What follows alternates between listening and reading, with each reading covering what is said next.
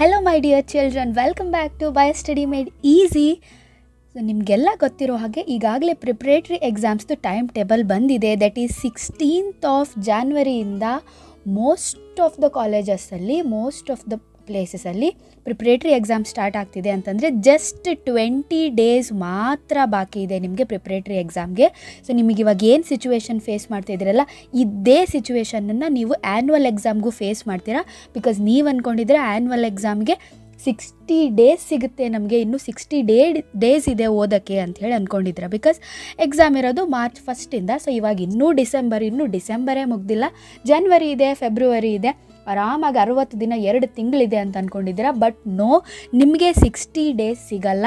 ನೆನ್ಪಿಟ್ಕೊಳ್ಳಿ, ಆ್ಯನ್ಯುವಲ್ ಎಕ್ಸಾಮ್ಗೂ ನಿಮ್ಗೆ ಇವಾಗ ಹೆಂಗೆ ಪ್ರಿಪ್ರೇಟ್ರಿಗೆ ಜಸ್ಟ್ 20 ಡೇಸ್ ಸಿಕ್ಕಿದೆಯಲ್ಲ, ಸೊ ಅದೇ ತರಹ ಅದೇ 20 ಡೇಸ್ ನಿಮಗೆ ಆ್ಯನ್ಯುವಲ್ ಎಕ್ಸಾಮಿಗೆ ಸಿಗುತ್ತೆ ಓದ್ಕೊಳ್ಳೋದಕ್ಕೆ.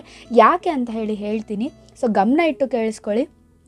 ಸೊ ಈ ಜಸ್ಟ್ 20 ಡೇಸಲ್ಲಿನೇ ನೀವು ಇವಾಗ ಹೆಂಗೆ ಪ್ರಿಪ್ರೇಟ್ರಿಗೆ ಓದಿ ಮಾರ್ಕ್ಸ್ ತೆಗಿತೀರಾ ಅನ್ನೋವಂಥದ್ರ ಮೇಲೆ ಆ್ಯನ್ಯುವಲ್ ಎಕ್ಸಾಮಲ್ಲೂ ಕೂಡ ನೀವು ಅದೇ ತರಹ ಸ್ಟ್ರೆಸ್ ಮ್ಯಾನೇಜ್ಮೆಂಟ್ ಮಾಡಬೇಕಾಗತ್ತೆ. ಯಾಕೆ ಅಂತಂದರೆ ನೋಡಿ, ಪ್ರಿಪ್ರೇಟ್ರಿ ಎಕ್ಸಾಮು 16th ಇಂದ 27ವರೆಗೂ ಅಂತಂದರೆ ಮುಗ್ದೋಯ್ತು ರೀ.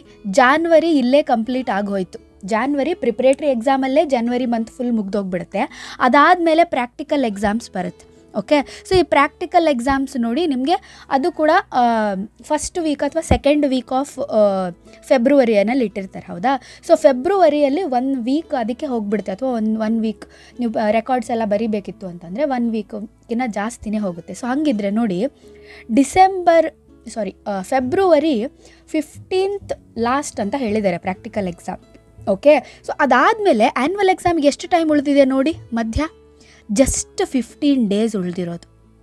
ಜಸ್ಟ್ 15 ಡೇಸ್ ಉಳಿದಿದೆ ಪ್ರಾಕ್ಟಿಕಲ್ ಎಕ್ಸಾಮ್ ಆದಮೇಲೆ. ಸೊ ಇಷ್ಟೇ ದಿನದಲ್ಲಿ ನೀವು ಹೇಗೆ ಓದ್ಕೊಳ್ತೀರಾ ಆ್ಯನ್ಯುವಲ್ ಎಕ್ಸಾಮ್ಗೆ, ರೈಟ್? ಸೊ ಅಲ್ವಾ? ಸೊ 60 ಡೇಸ್ ಉಳಿದಿದೆಯಾ ನಿಮಗೆ ಆ್ಯನ್ಯುವಲ್ ಎಕ್ಸಾಮ್ಗೆ ಓದ್ಕೊಳ್ಳೋದಕ್ಕೆ? ನೋ, ನಿಮ್ಗೆ ಅಷ್ಟೊಂದು ಟೈಮ್ ಉಳಿದಿಲ್ಲ.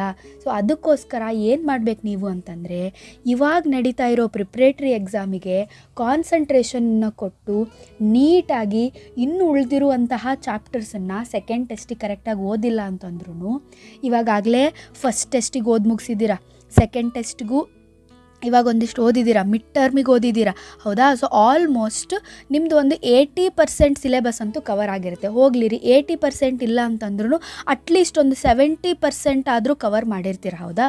ಸೊ ಉಳಿದಿರೋ 30%ನ್ನು ಕೂಡ ನೀವೇನು ಮಾಡಿ ಅಂತಂದರೆ, ಈ 20 ಡೇಸಲ್ಲಿ ಪ್ರಿಪ್ರೇಟ್ರಿ ಎಕ್ಸಾಮಿಗೆ ಏನು 20 ಡೇಸ್ ಬಾಕಿ ಇದೆ, ಈ 20 ಡೇಸಲ್ಲಿ ಉಳಿದಿರುವಂತಹ 30%ನ್ನು ಕೂಡ ಕವರ್ ಮಾಡಿ 100% ಸಿಲೆಬಸ್ಸನ್ನು ಕವರ್ ಮಾಡಿದರೆ ನೀವು ಪ್ರಿಪ್ರೇಟ್ರಿ ಎಕ್ಸಾಮ್ಗೆ ಅಂತಂದರೆ ಆರಾಮಾಗಿ ನೀವು ಪ್ರಾಕ್ಟಿಕಲ್ ಎಕ್ಸಾಮ್ ಮುಗಿಸಿದ ಮೇಲೆ ಈ ಉಳಿದಿರುವಂತಹ ಟೈಮಲ್ಲಿ ಆ್ಯನ್ಯುವಲ್ ಎಕ್ಸಾಮಿಗೆ ರಿವೈಸ್ ಮಾಡಿಕೊಂಡು ಇನ್ನೂ ಸ್ವಲ್ಪ ಉಳಿದಿರುವಂಥ ಟಾಪಿಕ್ಸನ್ನು ರಿವೈಸ್ ಮಾಡಿಕೊಂಡು ಕ್ವಶನ್ ಪೇಪರ್ಸನ್ನು ಪ್ರಾಕ್ಟೀಸ್ ಮಾಡಿ ನೀವು ಒಳ್ಳೆ ಮಾರ್ಕ್ಸನ್ನು ಸ್ಕೋರ್ ಮಾಡಬಹುದು. ಓಕೆ, ಸೊ ಹಾಗಿದ್ರೆ ಈ 20 ಡೇಸಲ್ಲಿ ಪ್ರಿಪ್ರೇಟ್ರಿ ಎಕ್ಸಾಮ್ಸಿಗೆ ನಾವು ಹೇಗೆ ಪ್ರಿಪೇರ್ ಆಗಬೇಕು?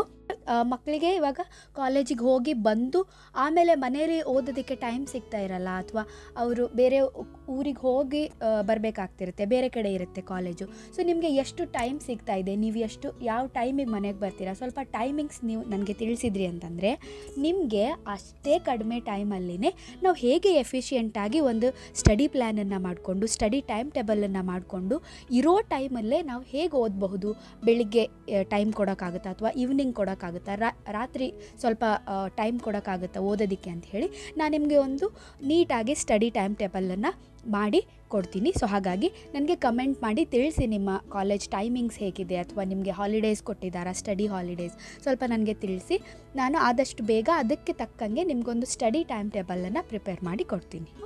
ಯಾವ್ಯಾವುದೆಲ್ಲ ಇಂಪಾರ್ಟೆಂಟ್ ಚಾಪ್ಟರ್ಸನ್ನು ಮೊದಲಿಗೆ ಓದಬೇಕು, ಯಾವ ಥರ ಸ್ಟಡಿ ಪ್ಲ್ಯಾನ್ ಮಾಡಬೇಕು, ಆ್ಯಂಡ್ ಯಾವ್ಯಾವುದೆಲ್ಲ ಮೋಸ್ಟ್ ಇಂಪಾರ್ಟೆಂಟ್ ಚಾಪ್ಟರ್ಸ್ ಇದೆ, ಓದಲೇಬೇಕಾದಂಥ ಚಾಪ್ಟರ್ಸ್ ಇದೆ from all the subjects, physics, mathematics, chemistry, biology. So ಎಲ್ಲ ಸಬ್ಜೆಕ್ಟಿಂದನೂ ಏನೇನೆಲ್ಲ ಇಂಪಾರ್ಟೆಂಟ್ ಚಾಪ್ಟರ್ಸ್ ಇದೆ, ಅದಕ್ಕೆ ಎಷ್ಟೆಷ್ಟು ವೇಟೇಜ್ ಬರುತ್ತೆ, ಆಮೇಲೆ ಯಾವ ತರಹ ನಾವು ಕ್ವಶನ್ಸನ್ನು ಅನಲೈಸ್ ಮಾಡಬೇಕು, ಬ್ಲೂ ಪ್ರಿಂಟನ್ನು ಫಾಲೋ ಮಾಡಬೇಕಾ, ಮಾಡೆಲ್ ಕ್ವಶನ್ ಪೇಪರ್ ಹೆಲ್ಪನ್ನು ಹೇಗೆ ತೊಗೊಳ್ಬೇಕು, ಇಂಥ ಎಲ್ಲದನ್ನು ನಾನು ನೆಕ್ಸ್ಟ್ ವಿಡಿಯೋದಲ್ಲಿ ನಾನು ನಿಮಗೆ ಸ್ಟಡಿ ಪ್ಲ್ಯಾನ್ ಸಮೇತ ನಿಮಗೊಂದು ಡೀಟೇಲ್ಡ್ ವಿಡಿಯೋನ ನಾನು ಮಾಡ್ತೀನಿ.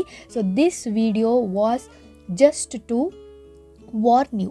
ನಿಮಗೆ ತಲೆಯಲ್ಲಿ ಯೋಚನೆ ಬರಬೇಕಿತ್ತು, ಮೊದಲು ನಾನು ಎಕ್ಸಾಮಿಗೆ ಓದೋದಕ್ಕೆ ಶುರು ಮಾಡಬೇಕು, ಪ್ರಿಪ್ರೇಟ್ರಿ ಎಕ್ಸಾಮ್ಸನ್ನು ಸೀರಿಯಸ್ ಆಗಿ ನೀವು ತೊಗೊಳ್ಬೇಕಾಗಿತ್ತು. ಸೊ ದಟ್ಸ್ ವೈ ಈ ವಿಡಿಯೋ ಮಾಡ್ತಾ ಇರೋ ಕಾರಣ ಅದಾಗಿತ್ತು. ಪ್ರಿಪ್ರೇಟ್ರಿ ಎಕ್ಸಾಮ್ಸನ್ನು ಸೀರಿಯಸ್ ಆಗಿ ತೊಗೊಂಡು ಇದೇನು ಮಾರ್ಕ್ಸ್ ಕನ್ಸಿಡರ್ ಆಗಲ್ಲ ಅಂತ ಬಿಡೋಕ್ಕೆ ಹೋಗಬೇಡಿ.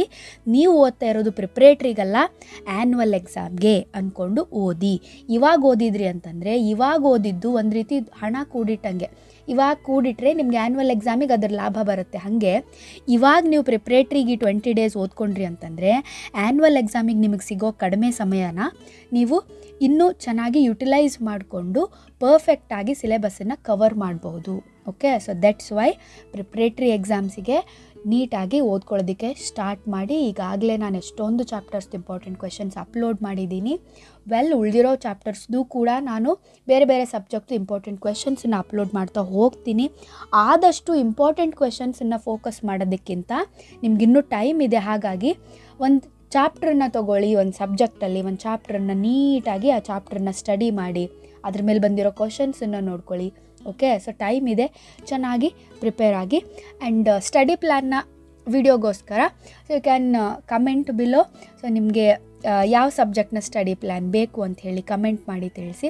ಅಥವಾ ಎಲ್ಲ ಸಬ್ಜೆಕ್ಟ್ದು ಕಂಪ್ಲೀಟಾಗಿ ಪ್ರಿಪ್ರೇಟ್ರಿಗೆ ಸ್ಟಡಿ ಪ್ಲ್ಯಾನ ಅಥವಾ ಆ್ಯನ್ಯುವಲ್ ಎಕ್ಸಾಮ್ ಸ್ಟಡಿ ಪ್ಲ್ಯಾನ ಅಂತ ಹೇಳಿ ನನಗೆ ಕಮೆಂಟ್ ಮಾಡಿ ತಿಳಿಸಿ. ಆದಷ್ಟು ಬೇಗ ನಾನು ಆ ವಿಡಿಯೋನ ಅಪ್ಲೋಡ್ ಮಾಡ್ತೀನಿ ಅಂತ ಹೇಳ್ತಾ ಹ್ಯಾಪಿ ಲರ್ನಿಂಗ್. ಆ್ಯಂಡ್ ಆದಷ್ಟು ಬೇಗ ಓದೋದಕ್ಕೆ ಸ್ಟಾರ್ಟ್ ಮಾಡಿ.